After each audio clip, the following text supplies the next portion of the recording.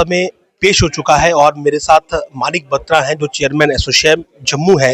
इनसे जानेंगे कि वित्त मंत्री के द्वारा जो बजट आज पेश किया गया उसमें क्या कुछ खूबियां थी और जम्मू के लिए उस बजट में क्या कुछ खास था। सर, बजट आपने देखा है, कैसा बजट रहा? और मिडिल क्लास के लिए तो एक खुशी की लहर उसमें देखी गई, लेकिन बिजनेस क्लास के लिए और जम्मू के लिए क्या रहा? देखिए, मेरे हिसाब से बहुत सोचा समझा गया एक इंक्लूसिव सा बजट है। हम धन्यवाद करते हैं माननीय वित्त मंत्री निर्मला सीतारमण जी का, कितना बढ़िया बजट पेश किया गया है इस बार। अगर हम मिडिल क्लास की बात करें, मिडिल क्लास जो है इंडिया का बहुत बड़ा कंट्रीब्यूटर है जीडीपी को भी और टैक्सेस को भी। जैसा कि हमने देखा गया कि जो सबसे बड़ा रिलीफ मिला है, जो टैक्स स्लैब है उनको 12 लाख तक कर दिया गया है। नील टैक्स स्लैब को 75,000 की स्टैंडर्ड डिडक्शन होती है एक सैलरीड एम्प्लॉय के लिए, तो एक सैलरीड एम्प्लॉय के लिए 12,75,000 तक कोई टैक्स नहीं होगा। अदर देन दैट, अगर हम बिजनेसेस की बात करें तो एमएसएमई सेक्टर एक बहुत मेजर कंट्रीब्यूटर है इंडियन इकोनॉमी को। 5.5 करोड़ एमएसएमईज रजिस्टर्ड हैं पैन इंडिया, जो 7.5 करोड़ लोगों को हर साल एम्प्लॉयमेंट देते हैं। 36% एमएसएमई कंट्रीब्यूट करता है जीडीपी को, 47% कंट्रीब्यूट करता है एक्सपोर्ट्स को। सो एमएसएमईज को कहीं ना कहीं, अगर हमें मेक इन इंडिया की बात करते हैं और इंडिया को एक ग्लोबल एक्सपोर्ट हब बनाने की बात करते हैं, तो एमएसएमईज को हमेशा फाइनेंस का सपोर्ट चाहिए होता है। जो गवर्नमेंट की क्रेडिट गारंटी स्कीम्स रहती हैं जिसके तहत हमें कोलैटरल फ्री लोन्स दिए जाते हैं, तो इस बजट में भी 1.5 लाख करोड़ का प्रावधान रखा गया है, जिससे वो कोलैटरल फ्री लोन्स की लिमिट भी बढ़ जाएगी। जो छोटे माइक्रो इंडस्ट्रीज हैं, जो 10 लाख माइक्रो इंडस्ट्रीज उद्यम पे रजिस्टर्ड है, उनके लिए एक नए क्रेडिट कार्ड की बात की गई है जिसपे वो 5 लाख का लोन अवेल कर पाएंगे। विमेन एंटरप्रेन्योर्स 5 लाख को अप टू 2 करोड़ का लोन देने की बात की गई है। स्टार्टअप्स, जो एक इंडिया का बहुत उभरता हुआ सेक्टर है, और startup one of the 3rd-4th largest ecosystem है इंडिया वर्ल्ड में। 10,000 करोड़ का फंड ऑफ फंड्स की बात की गई है स्टार्टअप्स के लिए।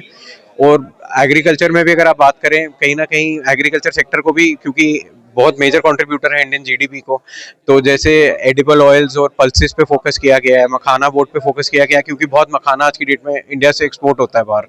और किसान क्रेडिट कार्ड की भी लिमिट है 5 लाख की इंक्रीज करने की बात की गई है। तो ओवरऑल बहुत सोचा समझा इंक्लूसिव सा बजट है जी। मेडिसिन को लेकर भी कुछ इसमें प्रोविजन रहे, कुछ कैंसर की मेडिसिन भी सस्ती की गई हैं, तो मिडिल क्लास को मुझे लगता है कि ज़्यादा फोकस रखा गया है इसमें। जी बिल्कुल, मिडिल क्लास को फोकस रखा गया है। एसेंशियल मेडिसिन पे एग्जेम्पशंस दी गई हैं, जिससे पॉकेट पे लोड कम पड़ेगा मिडिल क्लास के। एंड इंडिया को इसकी भी मेडिकल टूरिज्म हब बनाने की भी बात की गई है। अगर हम इंडिया को मेडिकल टूरिज्म हब बनाने की बात करते हैं, तो लोकल जो मेडिकल इंफ्रास्ट्रक्चर है वो इम्प्रूव होगा, जिसका सिर्फ फायदा बाहर से आने वाले सैलानियों को नहीं होगा, जो यहाँ पे लोकल डोमेस्टिक लोग भी हैं जो उनको एक्सेस करेंगे, उनको भी फायदा होगा। मैंने तो यहाँ पे एक दिलचस्प बात यह है कि ट्रेन आप जम्मू से कश्मीर पहुंच रही है। कहीं ना कहीं बिजनेस क्लास को ये लगता है कि जो जम्मू के पास पहले बिजनेस हुआ करता था वो हैम्पर हो जाएगा, और कहीं ना कहीं बात कुछ हद तक सही भी है। तो क्या इस बजट में ऐसा कुछ था कि वो जो नुकसान वहां पर जम्मू को बिजनेस में होगा उसे कंपनसेट किया जाए? देखिए, जम्मू कश्मीर का बजट तो अभी गैजेट आएगा तो उसमें डिटेल में पता चलेगा, बिकॉज उसमें फंड जो होगा जम्मू कश्मीर के लिए कहाँ कहाँ पे रखा गया उसकी बात की जाएगी। बट जैसा कि मेरे जो अपना पर्सनल ओपिनियन है, ट्रेन श्रीनगर जाएगी, हाईवे जो आ रहा है माता वैष्णो देवी कटरा तक एक्सप्रेसवे भी आ रहा है, टूरिज्म का इन्फ्लक्स बढ़ेगा। बट कहीं ना कहीं हमें एज ए लोकल ट्रेडर्स और बिजनेसमैन ये भी देखना पड़ेगा कि क्या जेएंडके के पास उतना इंफ्रास्ट्रक्चर है कि इस टूरिज्म को हम सस्टेन कर सकें। तो हम भी जब बार बार सरकार से इंटरेक्शन करते हैं, तो हम सरकार से बात करते हैं कि जम्मू के आसपास भी एक टूरिज्म सर्किट की जरूरत है, क्योंकि जब टूरिस्ट यहाँ आएगा तो जितनी देर हम उसको स्टेट में रोकेंगे, स्टेट की जीडीपी बेटर होगी। तो हम चाहते हैं कि जो अनएक्सप्लोर्ड डेस्टिनेशंस है, जैसे मानसर सनासर है, भद्रवाह है, इनको भी डेवलप करा जाए एक अच्छे स्केल पे, ताकि, क्योंकि इंफ्रास्ट्रक्चर वाइज अगर हम एक्सपैंड करेंगे तो ही टूरिस्ट सस्टेन होगा। अगर हम सोचेंगे टूरिस्ट इन्फ्लक्स श्रीनगर में और कटरा में बढ़ जाएगा, बट वहाँ इंफ्रास्ट्रक्चर ही नहीं होगा, तो हम सस्टेन नहीं कर पाएंगे उस टूरिस्ट को लॉन्ग टर्म। क्या इस बजट में ऐसा प्रोविजन था जो मैंने आपसे बात कही कि टूरिज्म को यहाँ पर बूस्टअप करने के लिए क्या कुछ मिला आपको? गवर्नमेंट ऑफ इंडिया का फोकस रहता है टूरिज्म पे। टूरिज्म को लेके बहुत सारे प्रावधान आते हैं हर स्टेट्स के लिए। स्टेट गवर्नमेंट्स को बजट दिया जाएगा, तो जैसे मैंने आपको बताया कि जब स्टेट का गैजेट आएगा तो उसमें हम डिटेल में वहाँ पे क्लियर होगी ये चीज। ओवरऑल आप सेटिस्फाइड हैं? ओवरऑल बहुत सेटिस्फाइड है इस बजट से। Thank you. भूपेश गुप्ता, को चेयरमैन एसोचैम, इस समय हमारे साथ है और आज किस बजट पर उनसे बातचीत करेंगे। सर, बजट तो पेश हो चुका है, किस वे में देखते हैं आप इस बजट को? कितना हेल्पफुल रहेगा ये आगे मिडिल क्लास के लिए और खासकर जम्मू कश्मीर के लिए? देखिए, जो बजट आया है, जिस तरह की उम्मीदें थी उस तरह से उससे बेहतर निकल के आया है। अगर हम मिडिल क्लास की बात करें तो middle class is always considered as the backbone of nation. सबसे पहले जैसे ही सैलरी टैक्स स्लैब की बात की गई थी, तो हमें उम्मीद थी, हम पिछले 10 सालों का रुझान भी देखें तो इस बार तक अभी हम 7 लाख तक का जो अभी टैक्स स्लैब का प्रोविजन था हमें उम्मीद थी कि इस बार शायद 9 या 10 लाख तक का प्रोविजन किया जाएगा, बट जैसे ही ये 12 लाख का अनाउंसमेंट हुआ तो मेरे को लग रहा है हर आदमी के चेहरे पे एक खुशी की लहर थी। जी। तो मतलब बड़ा बेसिक है कि अगर आपकी एक मासिक आमदन 1 लाख तक की है तो 12 लाख का सालाना इनकम है, वो आपको कोई टैक्स नहीं देना। इससे बड़ी राहत की बात एक आम आदमी के लिए कुछ नहीं हो सकती। जी। अगर मैं जम्मू की बात करूं और खासकर इंडस्ट्रियल सेक्टर की बात करूं तो उसको लेकर क्या कुछ रहा है इस बजट में? देखिए अभी तो एमएसएमई जनरल अगर स्टैंडर्ड बात की जाए, एमएसएमई के लिए 1.5 लाख करोड़ का प्रावधान किया गया है, स्टार्टअप के लिए 10 लाख करोड़ का प्रावधान किया गया है। जम्मू की डिटेल की बात करें, जम्मू के बजट में क्या निकल के आता है उसके वो डिटेल स्टडी करके हम बताएंगे। और ओवरऑल अगर मेरे को लगता है कि अगर एक मिला जुला बजट है, अच्छा बजट है, वो जम्मू के लिए भी काफी बेहतर ही रहेगा। टूरिज्म अगर सेक्टर की बात कर ले तो सिंस टूरिज्म जम्मू की बैकबोन है, तो क्या टूरिज्म के लिए भी आपको लगता है कि इस बजट में कुछ प्रोविजंस रखे गए?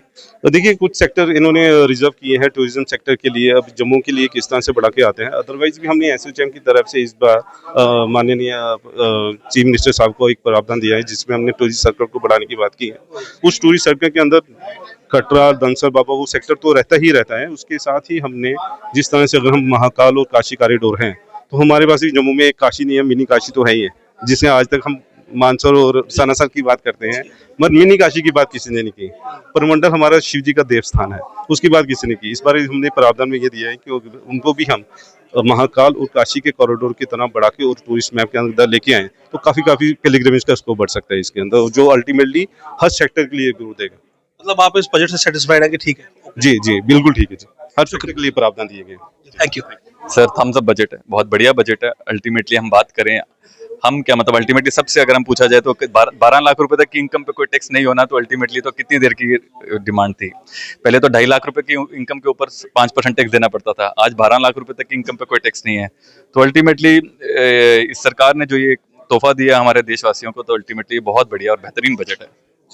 जम्मू के अगर हवाले से देखें तो क्या कुछ विशेषताएं रही बजट में? सर अल्टीमेटली अगर बात करें जम्मू कश्मीर स्पेसिफिकली, तो जम्मू कश्मीर के लिए ऐसा कुछ इस बजट में बोला नहीं गया है, बट कहीं ना कहीं इस बजट में सारे सेक्टर्स कवर किए गए हैं, तो डायरेक्टली एंड इनडायरेक्टली वो इफेक्ट जो है जेएंडके के लोगों को भी मिलेगा।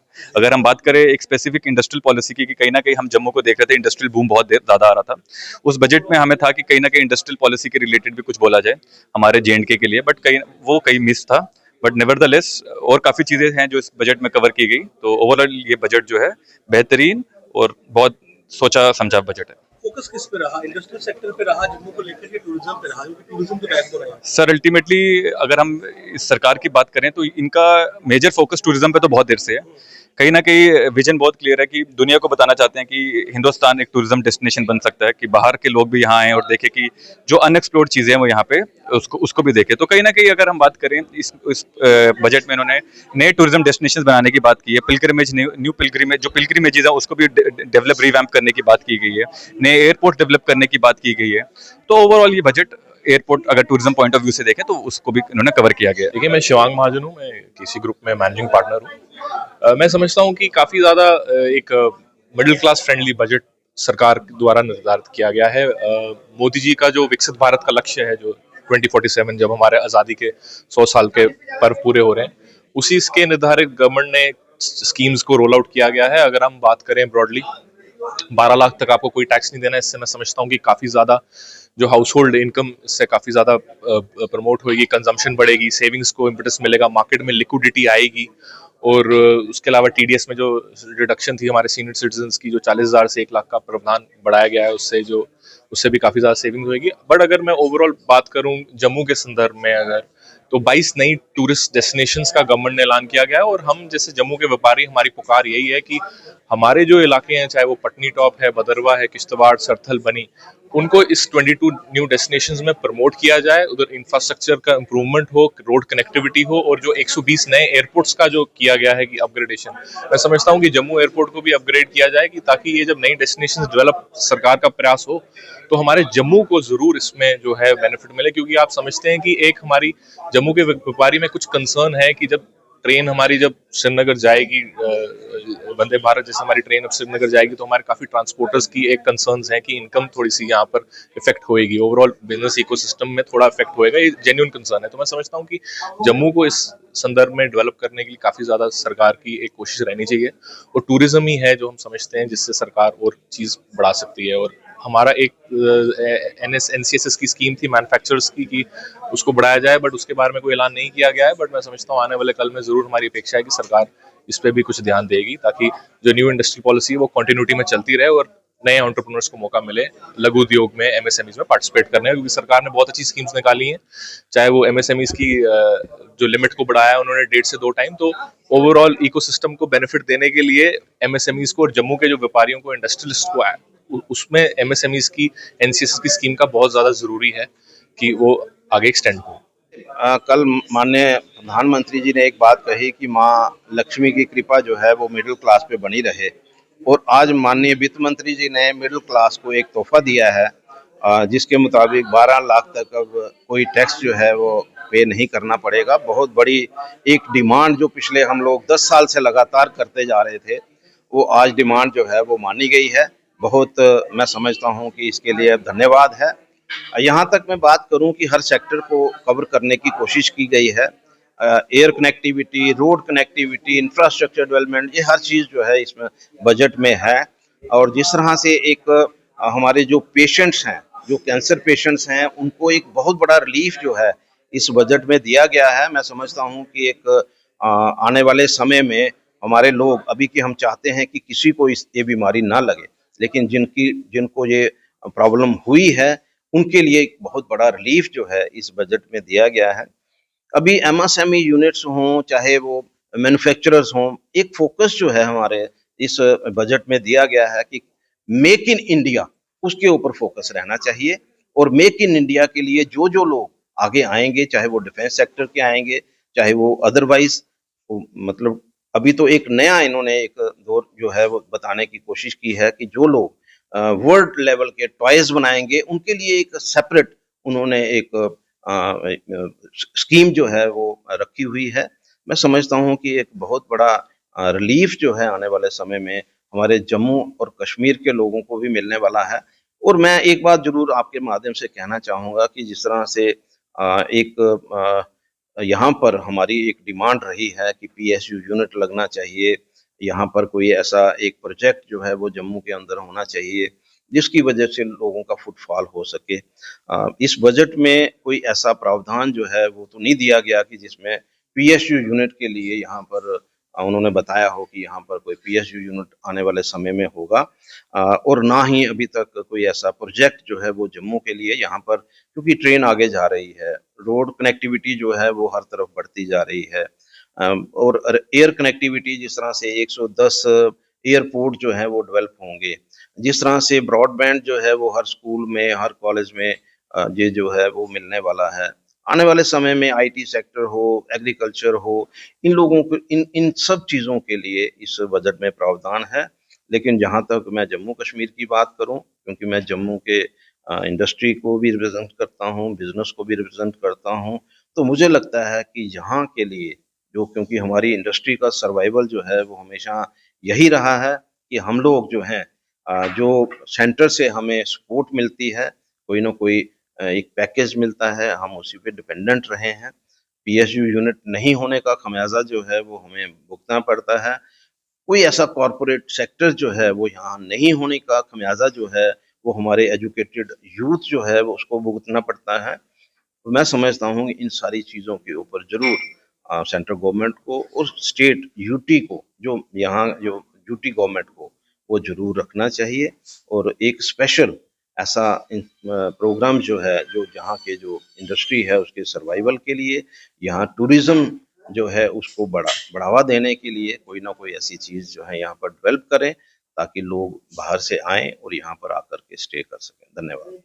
मैं समझता हूँ कि माननीय सीतारमन जी ने जो बजट निकाला है वो 2047 को विकसित भारत के देखते हुए जो बजट प्रदान किया है, डिफेंस सेक्टर में काफी बढ़ोतरी की है। अगर एग्रीकल्चर सेक्टर की बात करूं उसमें भी काफी बढ़ोतरी है, एजुकेशन सेक्टर में, हेल्थ सेक्टर में, और खासकर मैं देख रहा हूं जो प्रधानमंत्री आवास योजना के तहत जो गरीब रेखा से नीचे वाले लोगों के लिए मकान बनाने की बात है उसमें काफी बढ़ोतरी है। स्टार्टअप के लिए बजट दिया गया है और रेलवे को काफी ज्यादा बजट बढ़ाया हुआ है। और मैं देखूं कि अगर ओवरऑल देखने की बात करूं, जो सेंटर का पिछले साल का बजट है इन चीजों के ऊपर और जो इस साल का बजट है वो काफी बढ़ा हुआ दिख रहा है। और अब देखना ये है कि जब ये जमीनी स्तर पे आता है तो उसका लाभ जो है आम लोगों को होगा।